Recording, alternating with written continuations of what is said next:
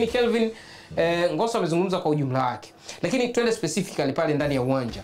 Wachezaji ambao wanapaswa kuchungwa zaidi na klabu ya soka ya Simba. Yaani kwamba hao ni wachezaji ambao kwa sababu kwa kawaida mnapoenda kwenye mechi lazima unakuwa unajua kwamba key player wa timu fulani ni mchezaji fulani, inabidi labda tumzuie kwa sababu anaweza kufanya 1 2 3.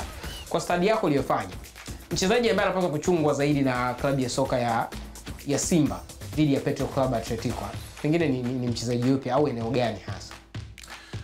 Kwa upande wa Petro Atletico ni ngumu sana kuweza kuwaaminisha watu ya kwamba wanaingia ndani ya mechi hii wakiwa na mchezaji mmoja ama wawili ambao watakuwa ni hatari. Kwa nini nakwambia hivyo? Kwa sababu baada ya kumaliza msimu uliomalizika na kuingia katika msimu huu, sajili ambazo wamezifanya asilimia kubwa ni local players. Okay. Local players kwa maana gani? Wanajaribu kutafuta wachezaji wa ndani ambao wanayo kiu, wanayo matarajio na matamanio ya kuonekana katika uwanda mzima wa soka la Afrika kupitia mashindano haya ya kimataifa, na ndio ambao wamewachukua kwa asilimia kubwa sana, na asilimia kubwa pia wamechukua kwa usajili wa mkopo, wengine wakachukua kama free agents. Okay. Na kwa nini imekuwa ni hivyo? Kwa sababu msimu uliomalizika hawakuwa na rekodi ambayo ingeweza kushawishi idadi nzuri ya wachezaji bora waweze kuingia katika upande wao. Hichi ndio kitu ambacho kimewafaidisha wapinzani wa mahasimu wao hapa Tanzania ambao ni Yanga. Nitakuja kuelezea Farabati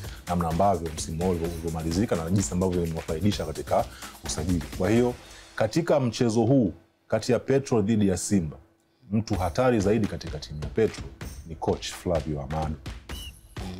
Kwa nini nasema coach Flavio Amado? Kwa sababu anapoenda kutengeneza jeshi lake kiujumla lile likafanya kazi as a teamwork.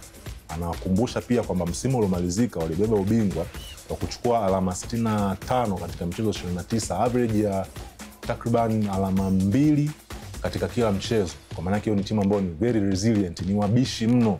Wanapohitaji kupata matokeo yao wanajua namna gani ya kuwalinda. Kwa hiyo siri nzima ya Petro Atletico ipo kwa Flavio Amado.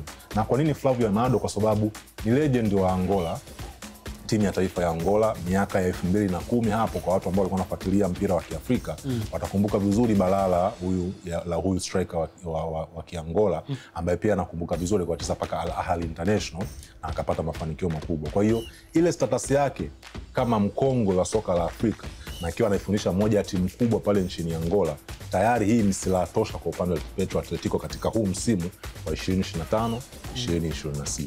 Lakini kwa upande wa timu yao kiujumla itakuwa sio rahisi kuwaaminisha watu wengi ya kwamba wanaye mchezaji ambaye katika mechi ambayo tunakutana na Simba katika